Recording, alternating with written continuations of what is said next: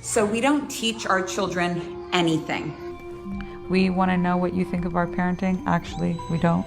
The crappy thing about childhood trauma is that the patterns will keep following you around in life until you go to the root, pull it out.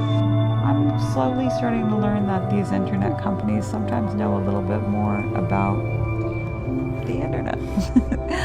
And when you see that somebody's bad energy and you don't like them because they're bad energy, what you're really saying is that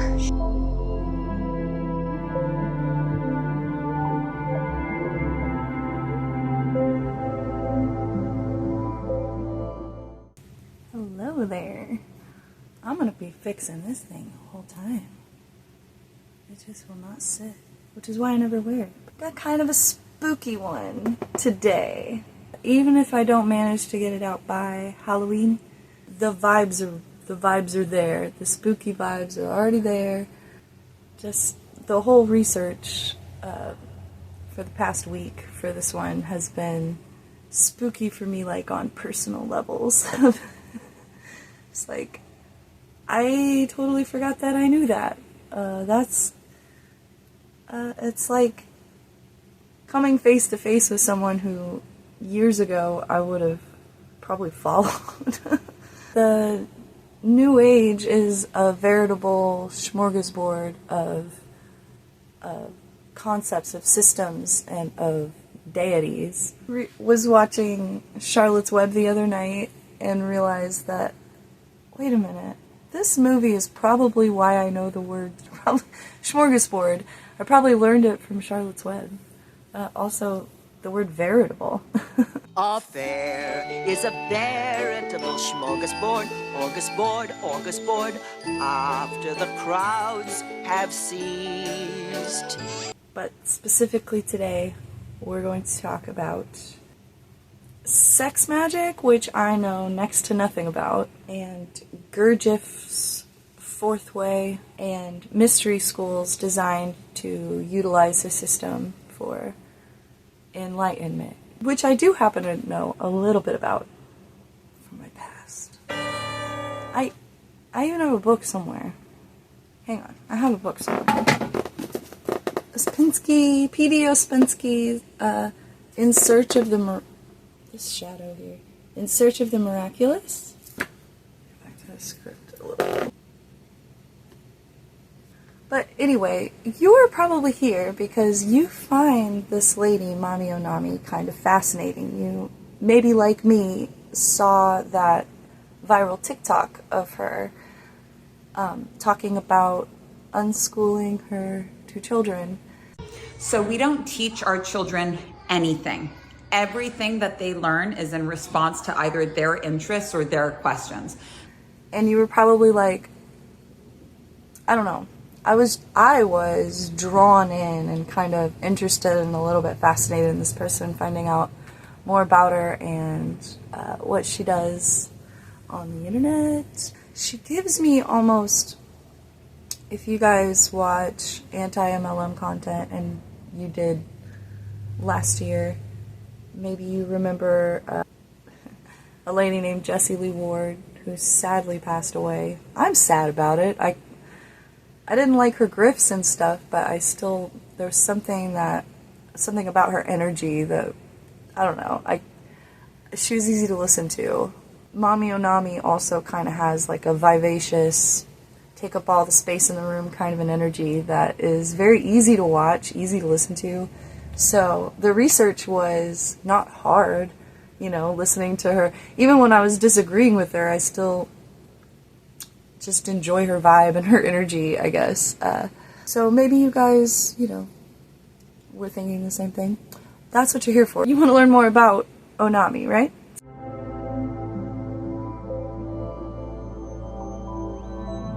So, right, like we said, a video of hers, a TikTok, which I'm not on TikTok, so the only TikTok that I'm going to be able to provide you is in a clip in a moment from a YouTube video.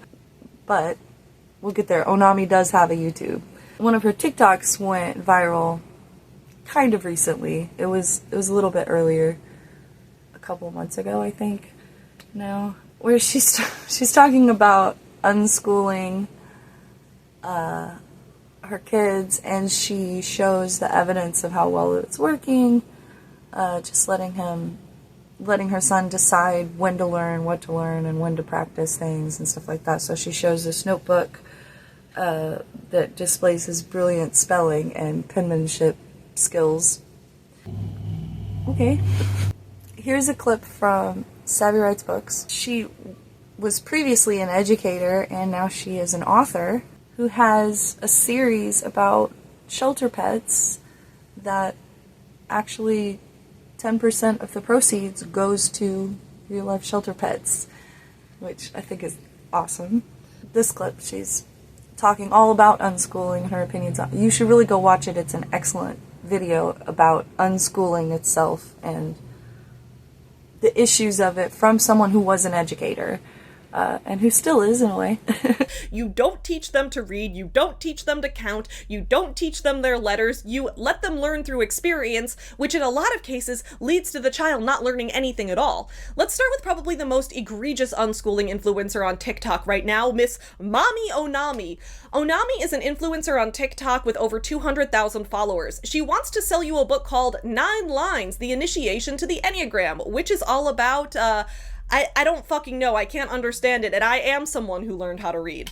Her website gives this ebook away for free as a way to get your email address so that she can then sell you a masterclass bundle on black, white, and red magic. Interesting, Onami. You want to sell me a class? So when it comes to learning about red magic and enneagrams and whatever, you can see the value in someone teaching you something, yet you don't teach your kids to read? Let's take another look at her viral TikTok, and then we're going to break down some of these posts. So we don't teach our children anything. Everything that they learn is in response to either their interests or their questions. We have no curriculum, we have no school hours. We really just respond whenever they want to know something and do our best to make sure they really get it. And my big fear about free schooling was that if my kids only went towards what they were interested in, saving all of their real estate only for things they're interested in, not cramming it with anything necessary, I was concerned that they would never be interested in things like reading and writing and math. My son's 6, and it took some patience and not comparing myself to other moms, but this is his book. Look at this. Lamp, egg, jar, lion. This is him doing this by himself, copying down words from other places, asking us more. Same with addition. Mom, what's 7 plus 5? It will come at the right time. But if you do not like this idea of sending your kids away for 40 hours a week and then wondering why they have no energy to do anything else, if you are not into your kids conforming, trust that you can follow their interests and they will learn everything they need to learn, not what other people need them to learn. You're welcome. Okay, couple questions I have after watching this. When your son asked, Mom, what's 7 plus 5? What did you say? I need to know what your answer was to that. Did she just say 12 and that's it? Did she say a different number because she also doesn't know what 7 plus 5 is? Or did she actually sit down with her son and show him how to figure out the answer to 7 plus 5? This video is all my own opinions and all that stuff, as always. I'm not trying to bash this lady, so if anything that I say comes across as kind of negative, it's just my opinions on stuff. I do think she's fascinating. I think she's beautiful. I think she's a good mother. I think she loves her children. I don't know if I'd say a good mother, because I don't really know her that well, but from what I've seen, I think she loves her children. You know, don't send her any hate. This is a look, don't touch, not a petting zoo kind of situation. But I'm not mom bashing, I'm not mom shaming or anything like that. I might course shame, coaching shame. I shame that stuff pretty regularly on the daily. You know, life coaching and all that stuff. I have no problem shaming that. So if that bothers you, you should click off now. There's gonna be, this is my trigger warning, there's gonna be some heavy topics in here. This isn't really a video for kids. She does sell courses in sex magic, so that's already on the table. So as you can probably tell by the trigger warning, I just wanted to find out like what the grift was and just find out more about this person in general because I found her so interesting. But I did find some things on her YouTube that may be problematic and even a little bit disturbing, especially in light of everything else. At this point, I bet you're wondering, because I was wondering, well, if this is all just based on what the kids are around and what they're interested in on a daily basis, what sort of things would that be? What are these kids learning, if not reading and writing? What kinds of questions are they having based on what they're seeing around them? What are they seeing around them? St. Patrick's Day, where Americans celebrate the colonization of the indigenous people of Ireland. That great saint, St. Patrick, who was so hated by so many, who forced the snakes out of Ireland, all those sacred pagan people, and replaced them with good Christian thinkers. Ah, what a day to celebrate. So the kids had such an amazing time with their friends this summer, but now that everyone's going back to school and we never leave school, it was the perfect time to take a family vacation that we'd been planning on for a really long time. My husband and I really wanted to have like an adult-centered vacation that we just kind of bring the kids along for, but also my son's been obsessed with Paris since he started watching Miraculous, and just, side note, you can trust in your kids' screen time interests because they are going to lead to more learning. So I had some intentions, definitely wanted to try some new food. You should have seen my son in the French market today. He was like freaking out in a good way. Wanted to learn the new languages. My daughter was saying mon ami. Wanted to remind ourselves that the American flow is not the only flow. And also for me, I see my control issues flaring up big time when I'm, outside of my environment. And I know that it's possible to really enjoy not having a plan and traveling with two small kids, but like all it's going to cost me is my need to control every single detail, and I want to live differently. I fit the most erotic archetype, which is called the Madonna whore. So the Madonna whore is somebody that's very spiritual, very intellectual, and also very maternal, who kind of erotically, conflictingly, is a complete and total slut. The sacred whore will go through a period at the beginning of their life, sometimes the first 28 to 32 years, aka before Saturn return, where everything in their life makes them feel like pleasure and beauty is bad and dangerous. Then they go through an alchemizing process where that pain gets turned into pleasure, and then they start to teach people that it's not that you need to learn how to be spiritual and sexual, it's that spiritual is sexual. And I need your guys' help because I really want to vote. And I don't know if I should vote Democrat or Republican. And so I was hoping that you guys could tell me who the sun shines on more, because whoever the sun shines on more is definitely God's favorite. And I want to vote for whoever God's favorite is. So if you guys could just help me, I would feel really solid about voting if you help me with that. You talk about extreme. As an expert in spiritual matters, I'm here to tell you that if people say you must join them in the political psychosis, if you must comment on something that is going on in the world, if they're telling you that, ignore them. Thank you.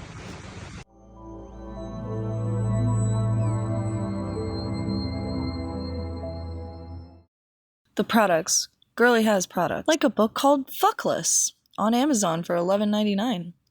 Also, Safe House.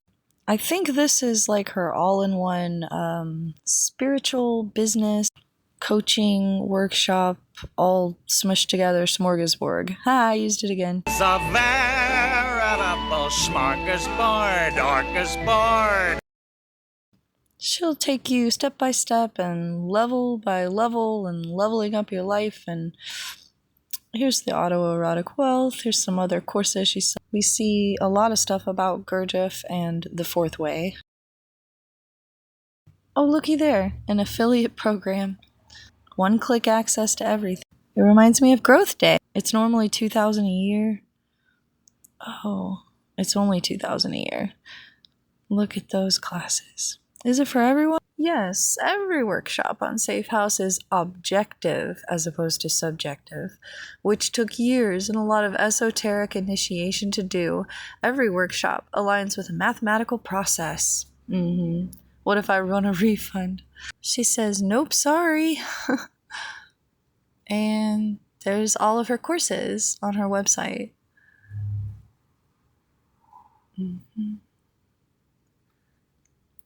And here is an in-depth everything that is included in Safe House, which I guess is free right now. Complete guide to sexual magic, Enneagram initiation bundle. And here's her YouTube channel. As you can see, there's some interesting video titles in here. There's Shannon Blake and Rihanna. Sex magic, how to perform black, white, red, or sex magic rituals. Maybe we should talk about what the fourth way is.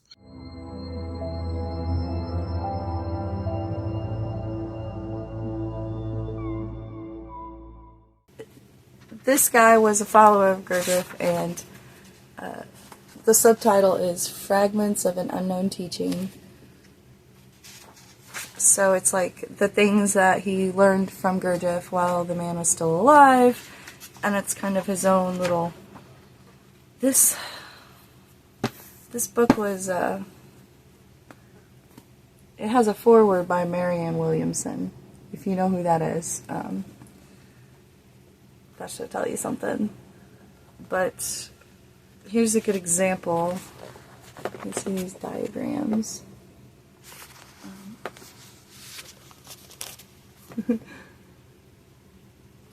Of his systems based on like octaves kind of being like the way the universe is set up. So there's going to be like 3 steps, and then you can move to a different level of something, and then 3 more steps, and then a different level, and then 2 more steps plus the one that's the next cycle up. I really am going to be fixing this the whole time. We just want googly, scary eyes. Here is the best example in the book, I think, of the description of what the fourth way is. He says, if we imagine humanity in the form of 4 concentric circles, we can imagine 4 gates on the circumference of the third inner circle. That is the exoteric circle, through which people of the mechanical circle can penetrate. These 4 gates correspond to the 4 ways described before. The first way is the way of the fakir, the way of people number 1, of people of the physical body, instinctive, moving, sensory people without much mind and without much heart. The second way is the way of the monk, the religious way, the way of people number 2, that is, of emotional people. The mind and the body should not be too strong. The third way is the way of the yogi. This is the way of the mind, the way of people number 3. The heart and the body must not be particularly strong, otherwise they may be a hindrance on this way.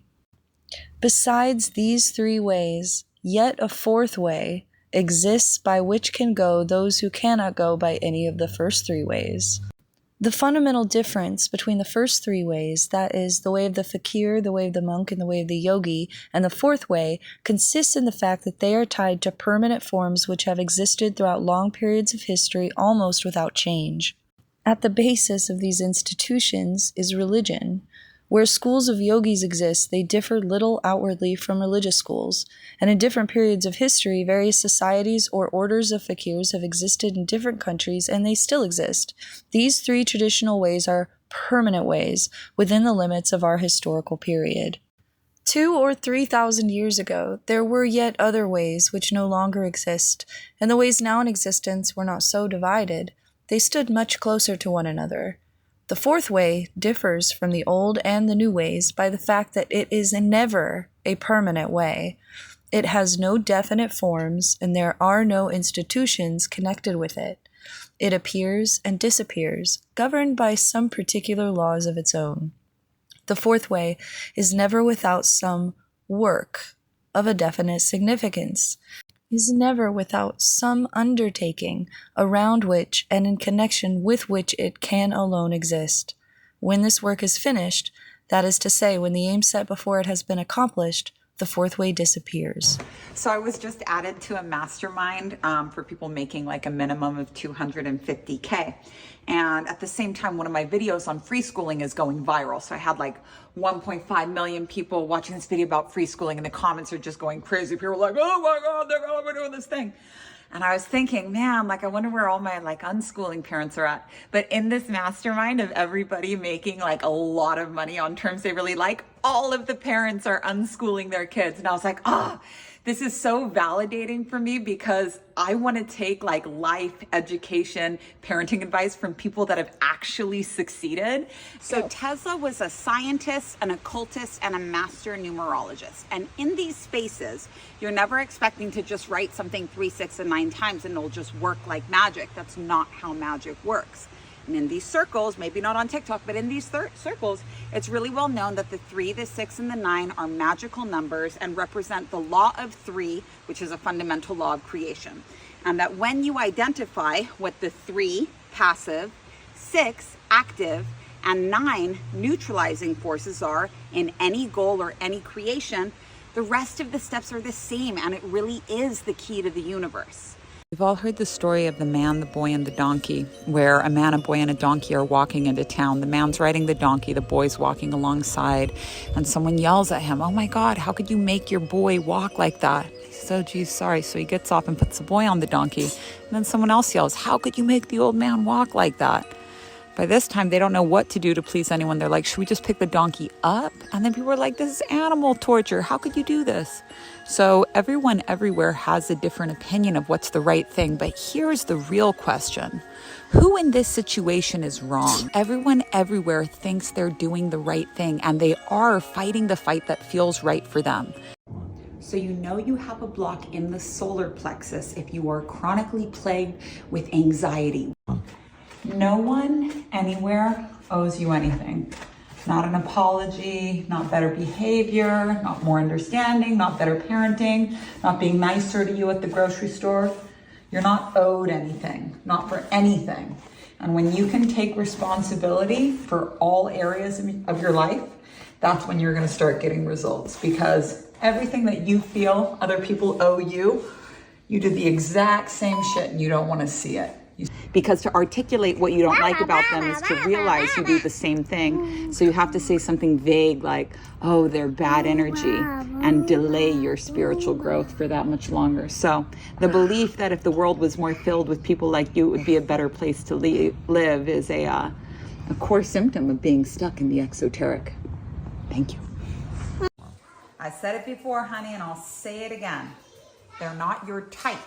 They're your pattern. And honor how difficult this has been for you as an activist to be aware of what's happening in Palestine, and no matter how hard you fight and how hard you protest and how much you spread the news, it continues to get worse and worse and worse in front of your face. And I want to acknowledge how painful it is to realize that no matter how hard you try, you can't control it. And I want to acknowledge how it feels like giving up if you were to stop controlling it. And how could you possibly give up on all of these people? From an Earth's perspective, the reason why nothing can happen in this situation is because when the Jews were being genocided in World War II, nobody owed Germany money. In this situation, a lot of people owe Israel money, and they've committed, the money was loaned on the condition that they would sit on their hand when this went down. From a broader perspective, Earth is not very high on the chain of command. It's Earth's job to do what the planets tell them to do. And I know that this isn't something you want to hear, but I'm going to say it anyways. Joseph Campbell, the great teacher, asked his guru during a rite of passage, if God sees everything, knows everything, is in control of everything, how can I say yes to God's plan while acknowledging suffering here and saying no to that, saying no to Palestine? And the guru smiled and said, for people like us, we have to say yes to it. And that was the same question that guru had asked his guru when he was young. This is a rite of passage. Can you say yes to it? Whether you accept it or not, it's happening. So if you love human design, you'll love this explanation. But if you love a diagnosis, then this one isn't for you, and just continue. But in the human design system, manifesting generators really struggle with lack of focus because they're here to start things. And what they need to learn is how to finish things. Now look, Adderall is great. And if it's working for you, there's no book of good, bad, right, wrong. You can do whatever you want. But an addiction is having pain and pleasure confused. You can quit anything when you realize that it's bringing you pain and not pleasure. But if your prescription is currently bringing you pleasure, honey, enjoy it. Enjoy it. Have a great day. Well, what is Christianity? There's 3 levels of spiritual teachings. The exoteric is the first level, religion. The mesoteric is the second level, which is where we realize that all religions are talking about the same God. And the esoteric is the final level, which is about nothingness. Now, an Enneagram is a symbol. That's a 3rd level teaching. Because Christianity is one of many exoteric religions, and all of these different religions, whether it's Islam, Hinduism, Christianity, Catholicism, they all believe that their God is the one and only path to enlightenment. And this is just indicative of that level. So is the Enneagram Christian? No. You can find esoteric truths in the Bible, but the Enneagram is 2 levels past the exoteric.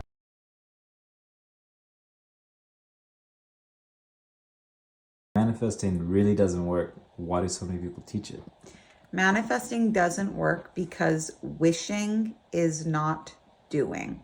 And wishing without works is delusion. Faith without works is delusion. And the reason why so many people teach it is because they don't know that there's more. Mastering manifesting is reaching the top of level 1, but if you don't know that there's a level 2 and a level 3, you're just going to be stuck there puking into your own mouth, this manifesting BS for a really long time. What did Tesla mean when he was talking about the 3, 6, and 9? He was definitely not talking about writing something in your journal in the morning, afternoon, and night. He was a scientist and like a psychonumerologist that was also dating a pigeon. Is sex magic the only way I can learn to receive more pleasure? It really is what it's all about. And the reason why it's such an advanced form of magic is because when you master it, you learn the art of paradox. All 2nd level teachings are paradox. And the paradox with sex magic is that what you think brings you pain brings you pleasure. And imagine what a magical world you would live in if you loved not getting your way, if you had developed an actual kink for not getting your way. I hate hope and I hate positivity. And I think that this like positive mental attitude and a lack of being able to hear that there's like a probability issue or a downside is like the biggest problem in the spiritual community, because like, don't hope, no. Don't believe, no. Like all religions, all conditioning is based off hope and belief in the unseen. And it's ridiculous. I get so mad at that Quavo and Lana Del Rey song because like, send them light. It's like, fucking, how about do the type of work that makes it so you don't think about these people at all? You're not the only one. You're gonna see my follower count go way down when we start talking about this. And that's because there's 3 main areas of life: the spiritual, the physical, and the erotic. And you always know where you have a block, because if it's the physical, you go, why does everything have to be about money? If it's in the spiritual, you say, why does everything have to be about God? And if it's in the erotic, you go, ugh, why does everything have to be around sex? And that's where you're blocked. When is it time to quit your job for your creative career? Thank you so much for asking, because there's a very specific time to do this. And if you do it too soon, you'll either go bankrupt or you'll have an accidentally successful business that capsizes within 5 years. And I've done them both, and now I know better. So you can quit your existing job when your side hustle becomes a viable financial option. So you don't want to quit when it's not making any money. You want to be able to do them both at the same time until your side hustle is making enough money to actually pay your bills. And then it's not stressful for you. When should I hire a copywriter or AI to do my marketing for me? When should you hire somebody to stand in between you and your product that you know better than anybody else and the audience that you have worked so hard to create? When should you hire a middleman that you pay to make sure that you can't get money from your audience directly for your work? And a robot? Even worse. The fucking smell of AI generated content is like the taste of a Netflix movie. You could reeks from a mile away. Why would you hire a robot to make sure that you never see the value of your work in the marketplace and represent it? Literally never, ever. Never hire somebody to do your marketing, ever. Thank you.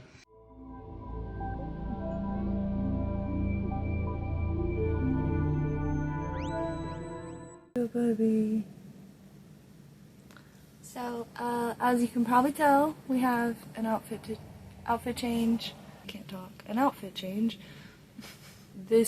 I knew that this part was going to be a little bit heavier, and so new day, new outfit, ready to tackle this section. Now, I was just scrolling around looking at all of her different content, trying to get an understanding of her beliefs, what she teaches, and what do you know? Our girl Onami says she was raised in one of the most notorious cults ever, the Children of God. No, God! No, God, please, no! No! I haven't done any digging to, verify it. I'm just gonna take her word on it because she's been very consistent in telling this history across several different videos. And I have seen nothing in her content that would contradict that. I'm going to include a series of clips from an interview where she describes this history in stunningly sad detail. I want you guys to see this because I think it would really show some of the more nuanced points of her character. Ooh, fly. Some of the more nuanced points of her character. It made me feel compassion for her. Maybe help to have a bit of an understanding of why she does the things that she does, the way she does them. This part is going to be sad, and it could definitely be triggering to some viewers. There's sexual abuse, child sexual abuse mentioned.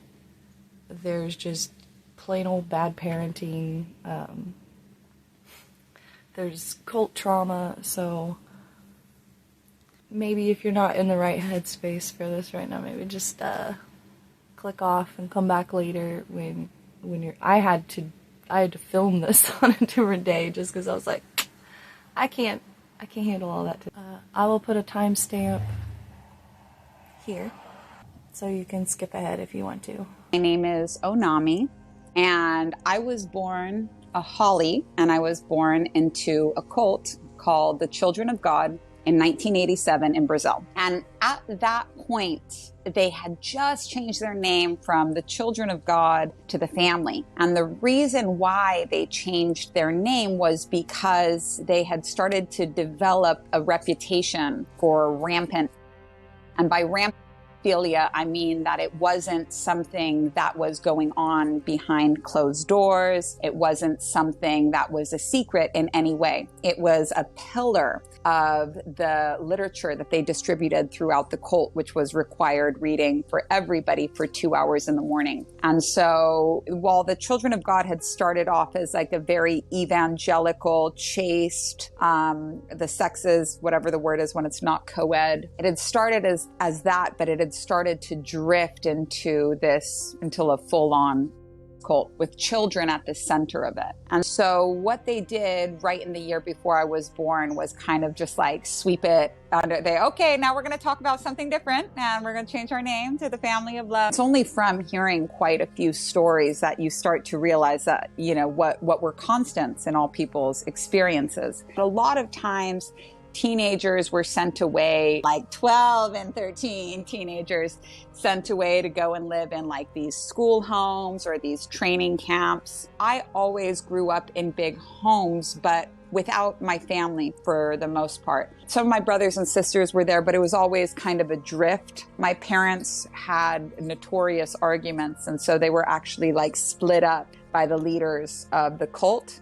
My mom sent to one place, my dad sent to another place, and we went through some kind of like strange cult-oriented family foster circuit where I have no idea where I was or how long I was gone for. All I know is that when my mom left, my sister was still breastfeeding. And the next time we saw my mom, my sister's hair was down to her waist. So that's like the only unit of time I have to understand this like journey.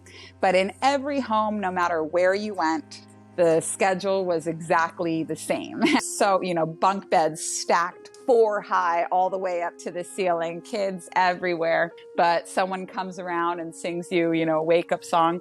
After that, it's breakfast at 8 o'clock every day. At 8:30, you sit down and you have to read the cult literature for 2 hours every day with songs and praise. And then for the rest of the day, you clean the house. You clean the house, you eat the food, you clean the house, you eat the food. My education came to a pretty abrupt spot when I was probably 6 or 7. The last formal school that I can remember doing is the 5 times tables. And after that, it was done.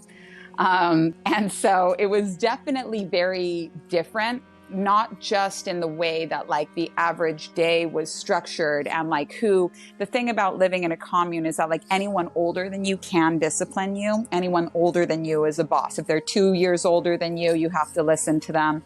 And because nobody's parents were around, it was a very discipline, corporal punishment, to put it lightly, oriented cult where everybody was just raising everybody else's kids and stuff. And it was kind of a zoo. But something that I didn't realize, because I thought that was the only thing that was abnormal about my upbringing. And, 13 years after being born into this cult, I looked at a schedule, the same schedule that had been up in every house that I had lived at my whole entire life. Looking at the schedule and seeing my name next to all of these tasks, the same as yesterday, same as every single day, the same. And when I was 13, I said, I'm going to kill myself because I can't do this. You're not allowed to leave until you're 18. So when I was 13, I was like, I'm going to kill myself because either I'm going to die or I'm going to get out. But I didn't know until I left that the psychological aspect was also not correct and was also not what other people believed. By the time I left, the cult had shifted to this thing called loving Jesus, where it's so gross, but all of the adults in a circle talking about to Jesus and being Jesus, men and women alike. It was so, to hear imagine, the talk from your parents, but times 1,000 and every single morning and every gross uncle in the house. And you're just oh, it had gone from being something that was totally chased with ultimate oppression.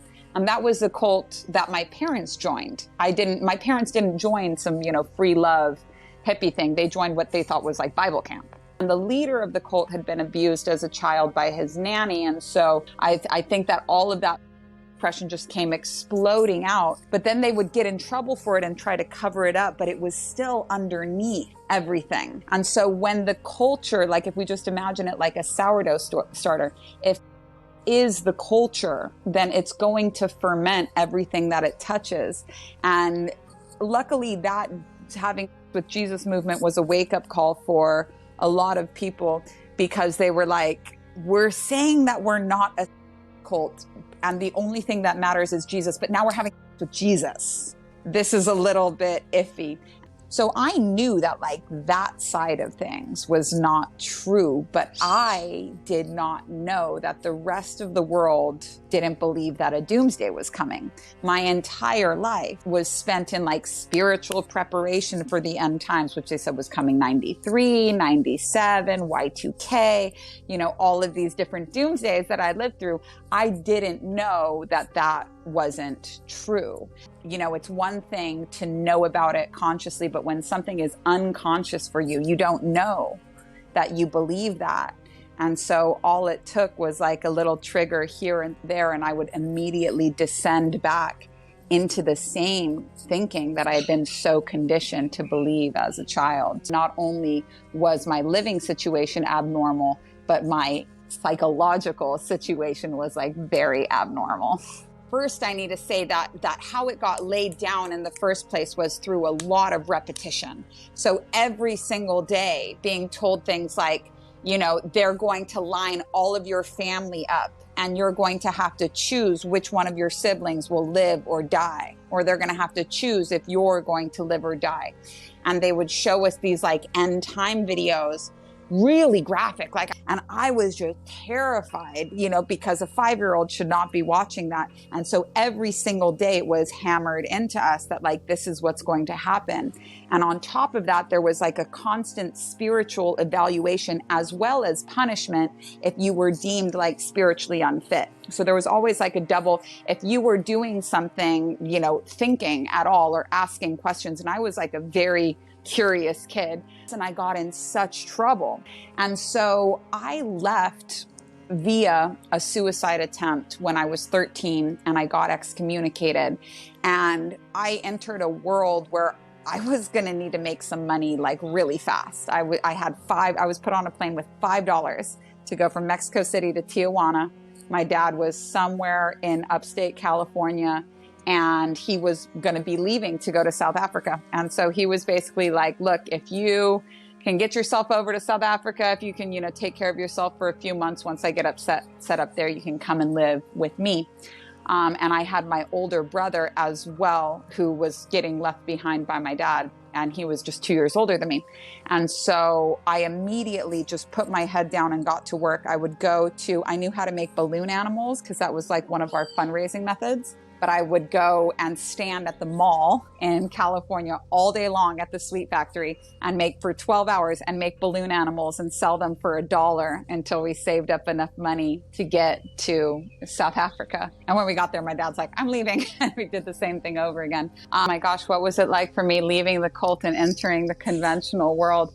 It was like coming off of drugs really slowly. Like, first of all, I had left right after trying to kill myself.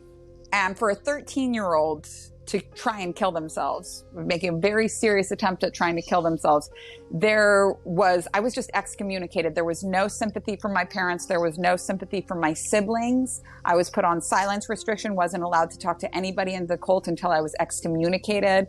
My mom was not in the country at the time. I had tried to kill myself on pills, the only like pills that I could find, but they couldn't take me to the hospital because it would have looked like I had been kidnapped. And so I had spent like 2 weeks, it felt like, in this limbo between life and death. Couldn't see, couldn't hear, was just being forced to drink milk all day long because milk goes around like pills. And then anytime somebody would walk in the room, they'd be like, you're so stupid, you're going to hell. So that was like a very tough and lonely experience. And my mom was like right on board with that. There was like no love. She was like, you're dead to me. You're not my kid. I'm so embarrassed. And so I just like kind of hardened up in those 2 weeks. But when I left, I was so fresh, you know, like I didn't know. I was excited that my life was going to be changing. I couldn't say it was going to be improving at that point. But I was so excited that it was changing. But I had just been through like a lot of trauma, and the underlying depression beneath all of that was something that wasn't going to go away. When my fiance died when I was 27, for a long time I denied, you know, there is no God, there is no anything, there's nothing spiritual, none of this stuff exists. And I had, as a way of, you know, I had become so sick from bulimia after, 12, 13 years of that I put myself into yoga as a way. I was like, I've got to get clean. Like I have to. I'm waking up choking on my own vomit in the night. Like I'm going to die. I have to, like, I just cannot. It wasn't out of any kind of love for myself. It was just like, I physically can't I'm going to kill myself. And I don't know if I'm really ready to do that yet. So I put myself in yoga, and the yoga very slowly started to chip away at me, like these little, for me, seeing myself do something that I was really bad at, but if I just kept showing up, I was getting incrementally better at it. It made me feel like I could change my life if I just kept trying. I knew a lot about chakras from like my yoga teacher training. I was always really interested in it. And I had learned recently, like, how to heal childhood trauma. And for me, that was, by going back to the first memory of something. And just observing your first memory with a painful situation could change your relationship to it forever. So if you went to the first memory of fear, you'd have a different relationship with fear. I had learned how to do that recently, and it had changed my life. But the problem with childhood trauma was that, like, you could only have a breakthrough if you were having a really bad time. Now, I had no shortage of really bad times, but like, I was like, I was praying and I was like, isn't there a way to like clear all the trauma? Isn't there a way to like clear all the trauma so that you don't have to be doing this forever? Because I knew so many ex-members from the Children of God that had done so much therapy and stuff and just were not getting better. I had been to therapy and I was like, this totally sucks for me. I don't feel any better. And like, I don't have a lot of time to be coming back here, you know, and leaving in tears. Like, I got to move on with my life. I need something that works really fast. I'm always going to be grateful for this. I was shown that there is a way, if you think of the chakras as being like a to-do list, where each one has a core feeling. Like, imagine that there was only like 7 bad feelings you would ever feel in your life, and that every other variation of it was coming from these roots. And if you use the chakra like a roadmap and said, okay, I'm going to go to the first feeling of guilt, and the first feeling of shame, and the first feeling of anxiety, and the first feeling of grief, and the first feeling of envy, and the first feeling of craziness, and the first feeling of hopelessness. And if you just did that it would completely transform your life, that it would remove all of the blocks that you had to receiving. And I had experienced one of these when I returned to the first memory of shame and accepted for the first time. It would take me many more years to integrate this, but I finally accepted that I had been as a child by a family member.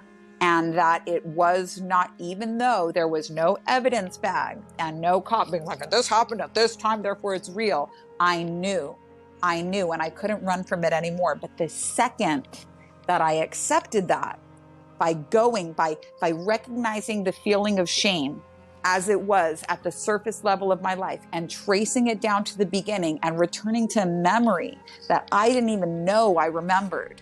And that just by observing that, everything changed. Immediately, I was able to stabilize. Immediately, at first, I felt the weight lifted off of me. I knew something had changed. And that's something about my work that, like, for people that have extreme trauma, are sick of like dingling around with shamans and therapists and stuff, when you need something that works fast and it works right away, like you feel it, you feel that rock moving off of your chest, and then immediately you start to see the results of it. So within 2 weeks of that, I met my soulmate. Within 2 weeks of that, I was pregnant. Within 2 weeks of that, I was able to stabilize my finances and actually start making money the way that my clients were able to. My advice worked for my clients, but not for me, because I had these blocks. I have 2 pet peeves because I grew up in a cult. The second one is when people say, oh, you grew up in a cult, you turned out okay. Like, I'm okay now, because I learned very specific non-therapy things to do, but for a very long time, the majority of my life, I was not okay. You've met my family. You know, the majority of people I know that left had either long, horrible lives or long, horrible deaths. And that's because therapy doesn't work with extreme trauma. It actually makes it worse a lot of the time, because it's never over and you're just telling the painful story and not actually getting to the root of it. So what's causing these patterns to keep happening in your life isn't addressed. So I hate that. I wasn't okay, now I am. I can teach you how to be, but. What's the first? When people say, I also grew up in a cult, and they just went to church, attending cults on the weekend versus not being allowed to leave are 2 very different things.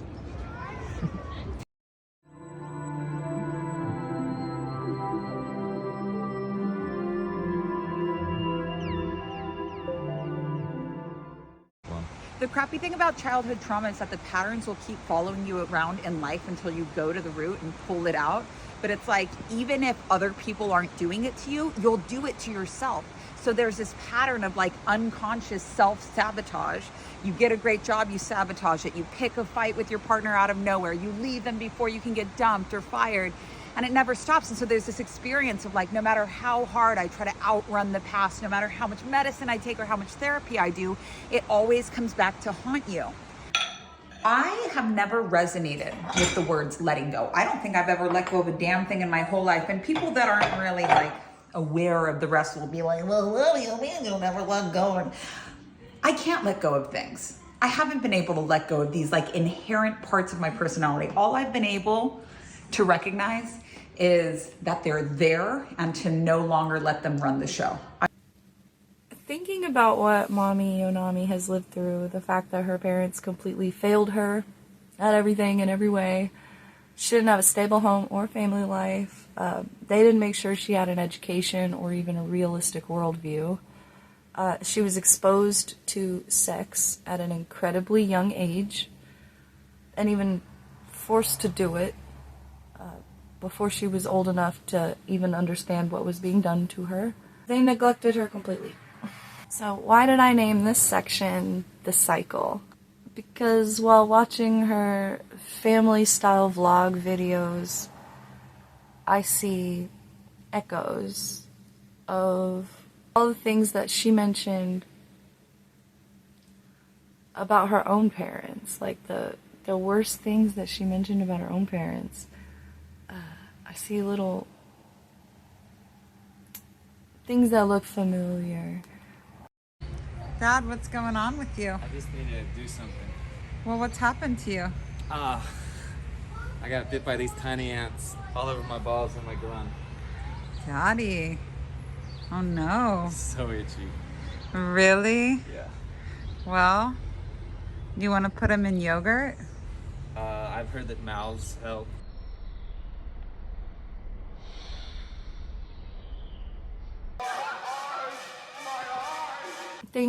Things maybe she hasn't even noticed. Just make it seem like the cycle is cycling. The cycle be cycling. She might not be as healed as she claims to be. This section is... You hear the chickens? This section is not a judgment on her. I am generally leaning towards ignorance on her part. That clip where she says, well, we'll get to that. Ignorance. I'll show you why I think that. But maybe just ignorance on why in 2024 we're trying to be so careful about putting our kids online, or how we represent them online, or if we represent them online at all. But I mean, I myself am only learning how disgusting people can be on the internet just like these past couple of years. I mean, I spent a long time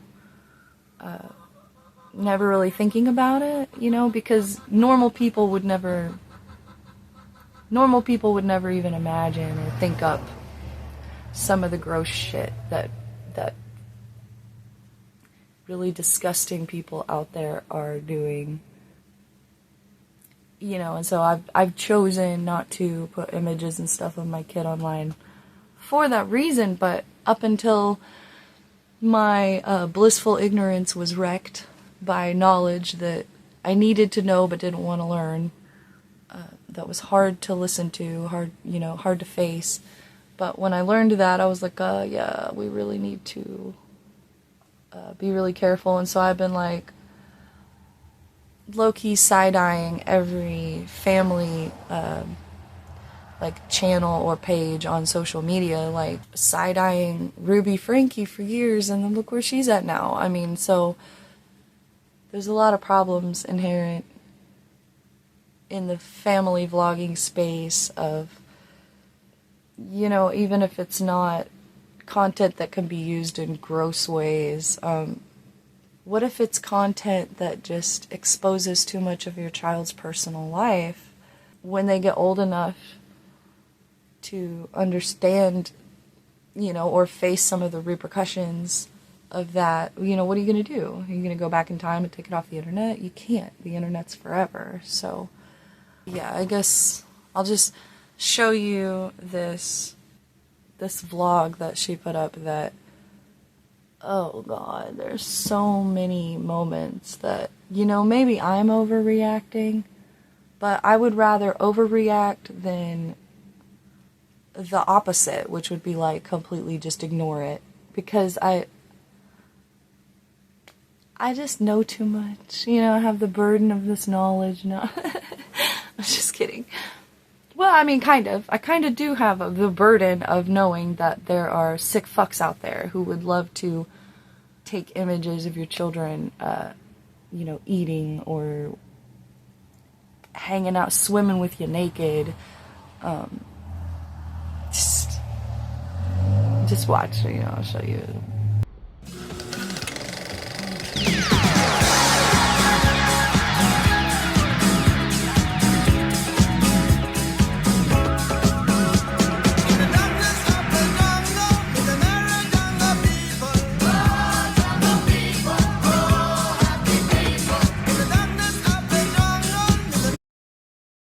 I've never heard that song before, but didn't they just say Jungle Fever? That's, yeah. But this is the very loud opening segment. I showed you the actual opening scene that started out with the husband's groin area being zoomed in on, and that joke about putting the balls in the mouth. The title is Family Travel Vlog. I was seeing the problem already, maybe.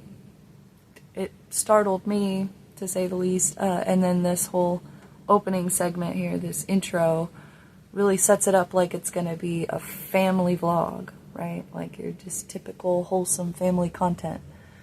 Right after that opening scene, it doesn't get much better. It gets worse. Like when we started shooting Erotic Wealth, we're like, we want a G-Wagon, and now I'm like, oh, that's so lame. This has been so fun for us. But yeah, I wore a shirt the first day. Shoes the first day, maybe. Yeah, my little sandals. And then saw people shoeless, shirtless, and said, this is my style. Well, we're so used to being like the freaks out there. Yeah. You know?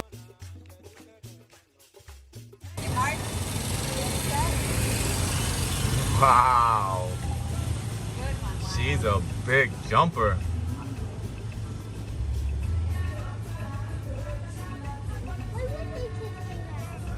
No way. You just lost a tooth? I got a recording. Holy shit, that's amazing. Again, this example here is just a tooth, right? But again, this is an important step in this kid's life. Losing teeth, you know. And he's like, holy shit, that's amazing that I got a recording of it. Every bit of their lives. Also, you did notice the overlay of her talking about her erotic wealth course while they're showing the kids in the car. I cut out because I couldn't put it in there. I'm so sorry, but in this vlog, this woman is riding in the passenger seat, and that however old she is, 3 or 4 year old girl just lifts up her shirt and starts breastfeeding, which I'm not breastfeeding shaming at all. I'm a little bit, I think it's weird to still be breastfeeding your kid that late. I'm just gonna be honest, that's just my opinion. I'm not a doctor or, you know, or anybody that is an expert in any way on the subject. It's just my own opinion. If your kid can subsist on solid foods, they should be eating solid foods. I don't think it's good to keep kids on milk or breast milk specifically, like acting like a baby, I need the nipple right now, please, you know, like I think they should be past that. You know, it's more than just the level of the level they're reading at, or comprehending language at, the level of math that they're at, that things like that. Being able to write words that are longer than 3 letters at 6 years old. I think she's too old for that. She needs to be completely on solid foods and have her little sippy cup of juice or whatever. Like what normal Maybe I shouldn't say normal. But she did mention that they're just kind of used to being the freaks wherever they're at. Is that good for children? For their parents to just too flippantly say that, oh, well, we're the freaks, whatever. But here, you know, in the jungle, in Costa Rica, nobody cares. They'll say more of that.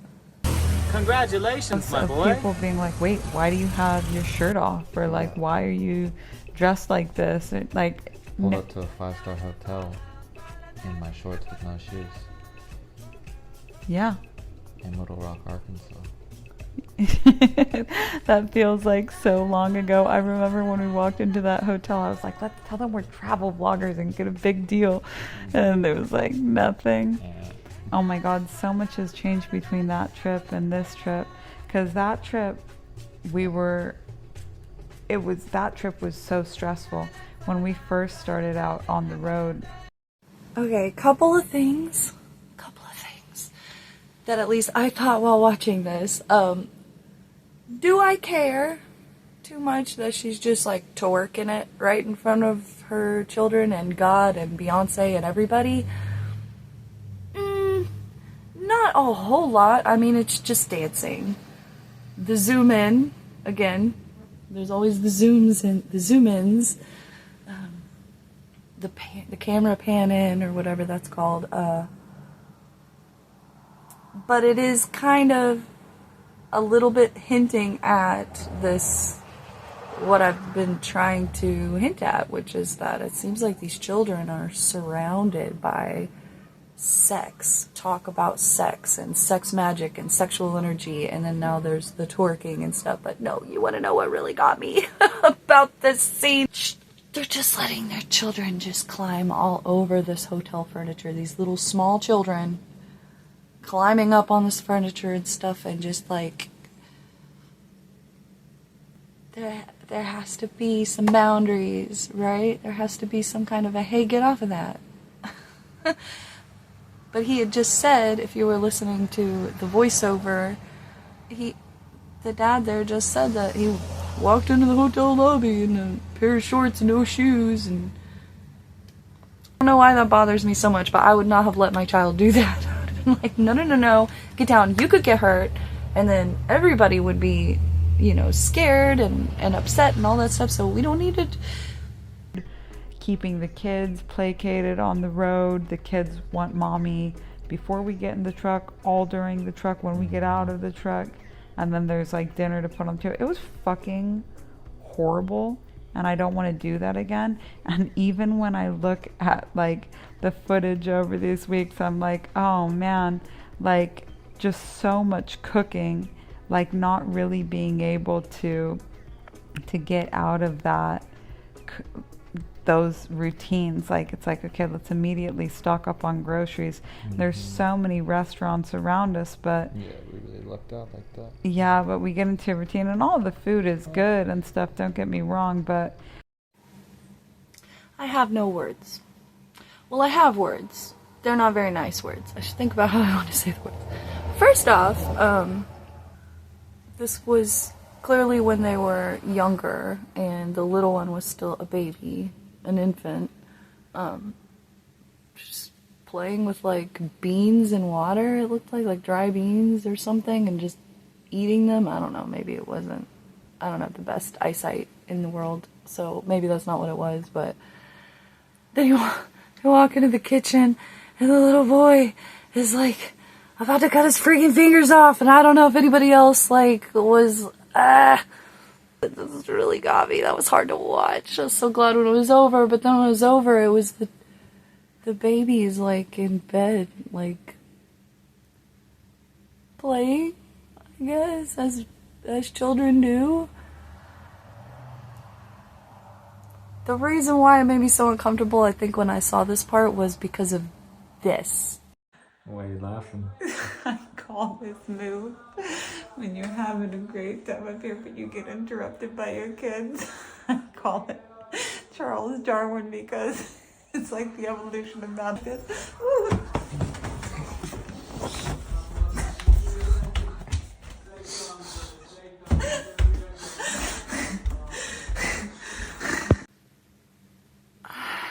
So maybe now do you see why they're in the parents' bed and they're playing what? Maybe I'm seeing too much. I don't know, but there's just when there's so much, and the way the vlog started out kind of sets you up to see things maybe in a certain way. I don't know. We'll keep going. It's like the chaos provides just enough background noise to be really exciting, to make everything really exciting. And people don't, locals, people from here, don't meddle in your business. The only time I've seen little looks and stuff from people, it's tourist people that are used to being all prim and proper and shit. No one's expecting you to be tame in the jungle. Like, I feel like people don't have crazy expectations of their kids here, of their dogs here. It's just, we're so used to being like kind of the odd people out, and being in a place where like everything we do is considered really natural and normal is just super, it's just refreshing. It's super refreshing. It feels like I seriously never want to go back to not being able to wear my tropical witch outfits again. I love just living in a bathing suit. Loyal to the foil, baby. But I was like thinking about propaganda when we were hanging out today, and I was like, all of America is convinced that they're like mentally ill in some way, that they're either like autistic or bipolar or neurodivergent or ADHD, but nobody is like secure, and everybody's questioning if they're sane or not in the US. Like, it's very hard to have a strong country when everyone thinks that they might be crazy or that they might be under too much stress and they need to take a mental health day. Like, there's not one person that I've come across here that seems, even if I said, oh, have you had a wellness day lately? Or what's your self-care look like? Like, I feel like people would look at me like I had fucking tusks. Like, none of this mental health battle exists outside of, and is it even a battle if it doesn't exist? Like, dissolved all of these things that had been like my most important problems for the last fucking 5 years. Yeah, we had a big detox the first few days, and I still feel like we are, especially with the kids. Saw it with the kids, you know. I'm imagining things, or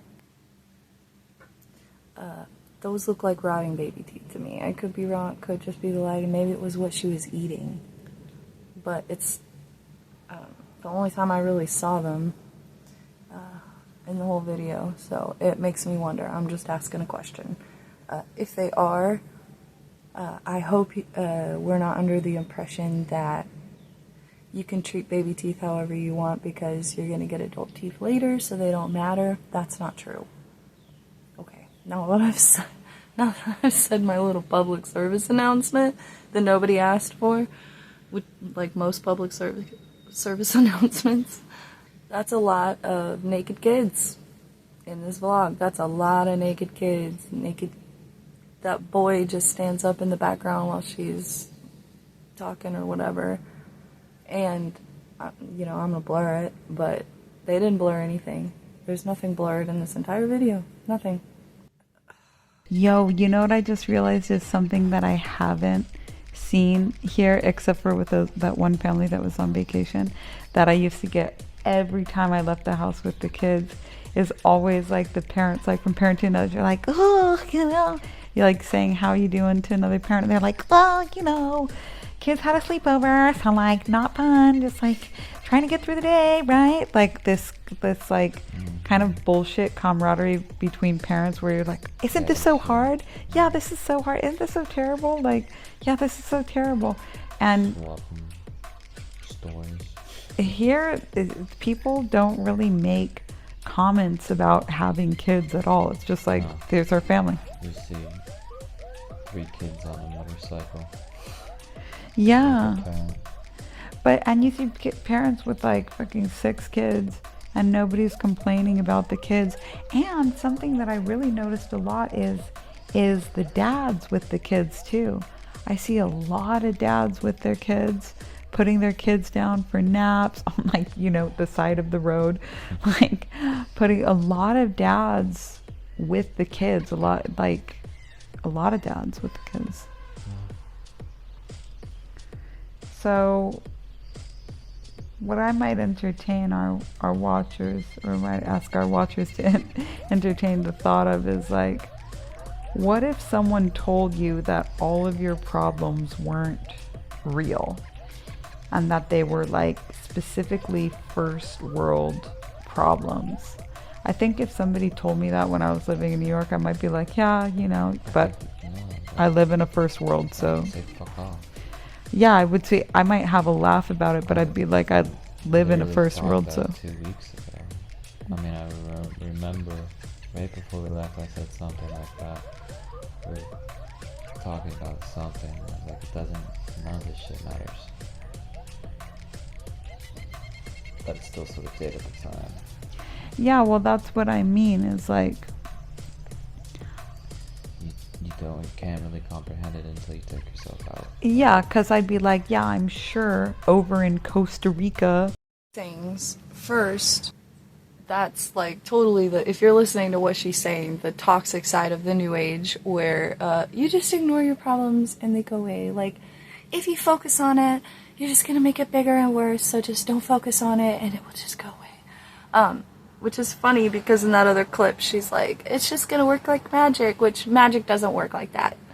You know, magic doesn't work like magic, or whatever that kind of weird thing she said earlier. But apparently here it does, you know. Just ignore the haters, move to Costa Rica where no one can judge you or your family, and you can live however you want. Anyway, the second thing is, did you notice the zoom again? The zoom in. Every time we've seen it before, the first time was the zoom in on the husband's ball sack. The second one was when mom was twerking, when Mami Onami, I called her mom, because I called him dad, I guess, but when Mami Onami is twerking in the hotel lobby. And then now the daughter is sitting on a pipe, it looks like, some kind of a thing sticking out of the ground. She's just propped up on it, and he decides to zoom in on that, or she, whoever is holding the camera there. So, like, a part of me has to wonder if this isn't a little bit intentional, and that they're not a little bit sick in the head. But, you know, with her background, I mean, it would not be too hard to believe that that would have messed up her, what am I trying to say? Like, how could she have a healthy mindset towards sex and things, and a healthy boundaries around things like that? How could she have that when she had no boundaries as a child? And in a sex cult, nobody has any boundaries. You're not allowed to have them. They get beat out of you. It's not that you need to, you know, stop and smell the roses more. It's just that you're on a conveyor belt with millions of other people that are all doing the same thing. Everybody's comparing themselves to everybody, and everybody's trying to fit into some invisible mold as well. But everyone has a wild soul. Yeah, we're all indigenous people. We all come from indigenous people. So with that, that's what we learned these last couple of weeks. YouTube turns the comments off on all of the videos that have kids in it, which I'm not shaking my fist at the computer screen about, because I'm slowly starting to learn that these internet companies sometimes know a little bit more about the internet. But we want to know what you thought of this episode. We want to know what you think of our parenting. Actually, we don't, because we don't care. But if you enjoyed this, drop us an email, magic@mamionami.com, and we'll see you for next episode. So, there you go. They don't want to know what we think of their parenting. But, did you hear what she said about internet companies may know more about the internet than me? Yeah, I don't think you're a bad parent, Onami. I think you probably care, you care about your children, clearly. You love your kids, and you love your husband and all that, and that's great. But presentation matters. Sometimes when other people are judging you, they're really trying to help you. We're just trying to think of the future. Try to think of the future a little bit, maybe, you know. I'm not telling you what to do. Do whatever you want. It's a free country. I don't know about Costa Rica, but America's a free country. Anyway, there's one more video that I want to show you. It's quick. About how she's a gross mom. And this one sent me. Enjoy. I'm a gross mom. I'd love to tell you about the time you came out of my and I ate the placenta afterwards. I'm a gross mom. Of course I drank my Diva cup. I'm a gross mom. I'd love to hold your hands while we talk about it on the toilet. I'm a gross mom. I'd love to go into detail with your girlfriend. I'm a gross mom. I love diarrhea. I'm a gross mom. Of course my tits are out in every family photo, and I bring this book out at every occasion. I'm a gross mom. Of course I think that gross is a compliment. I'm a gross mom. You should be proud that your father and I teach sex magic publicly. I'm a gross mom. Of course I blow my nose in my hands. I'm a gross mom. Of course I drank my own pee for 6 months. I'm a gross mom. Of course I teach grown-ass women how to shake their asses online.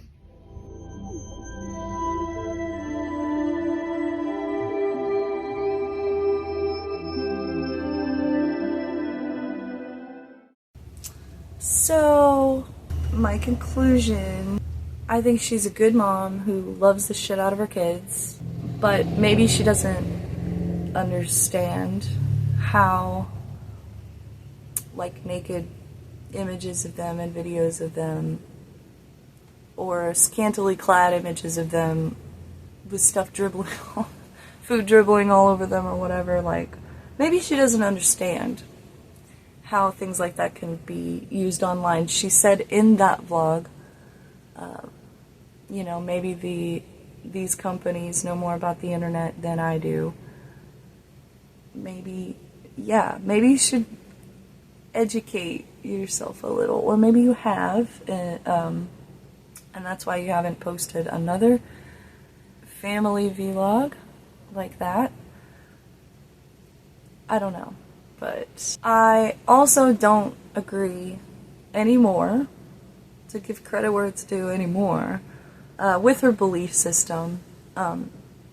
I think, honestly, Gurdjieff's fourth way is basically is the way of the monk anyway. You're constantly telling yourself no to things.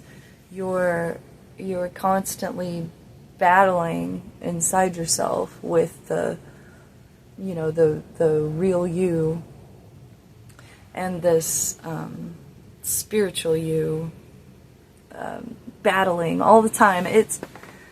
It might as well be Calvinism, you know. The actual cosmology might be different there, but the practice is the same. Constantly making yourself feel worse on purpose for growth. But if you ask me if any of her courses would be worth the money, or are they a grift, you know, a scam, well, I'm going to tell you that I think all of these courses are a scam. Life coaches are scammers. If they really wanted to coach somebody through life and they wanted to do it right, why did they not go to school and become a licensed therapist or psychologist or something? Why are they becoming a life coach that they can become in a couple of weeks? You know what I'm saying? So I always think that those are going to be a scam. Anytime somebody tries to present you a system, they're setting up a cult. They're setting you up to be a follower and setting themselves up as the creators of that system, as the leader, as the cult leader. I think that's always going to be true. I think that's true here. I think that she is repeating the cycle. She grew up in a cult, and God bless her, I think she's repeating it. I think she's taken things she's learned from the cults that she's been in, and she's making her own. Now, I think she believes all of this stuff.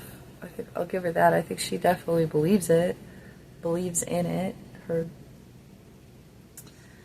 I'm not a mind reader, unfortunately. But that would make this channel really interesting, wouldn't it? If you enjoyed this end of October, end of spooky season, kind of new agey video, and you enjoy little mini dives into random interesting topics, like this video and subscribe to my channel. And hit that little notification bell so that you get notified when I upload randomly and sporadically. I can't think of anything else. I'll see you guys next time. I love you. Be safe. Be spooky. Don't join a cult. Don't join a pyramid scheme. If you do, tell me and I'll make a video about it. Okay. Bye. Oh, I almost forgot to say Happy Halloween. Happy Halloween.